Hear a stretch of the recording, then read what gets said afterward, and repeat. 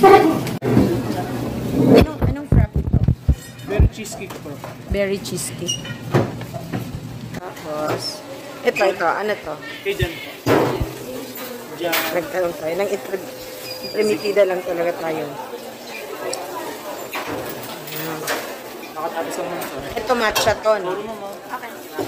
Matcha ton. Matcha strawberry po. Matcha strawberry. Cornicole. Tapos yan, ubi yan, yung violet. Yes po, may prop po ito. Ito, Salted caramel prop. salted caramel. Thank you po.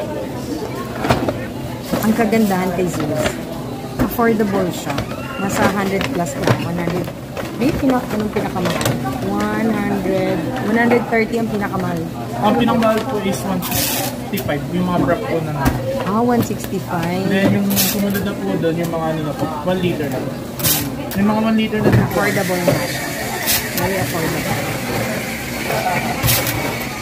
So, kunin natin yung ating in-order. This one po. Oh, here na. Vacation na yun. So, saan dito yung ang Spanish coffee? May mga sticker na po yung ganito yan. Okay. Sige. Kaya no worries po. Okay, thank you.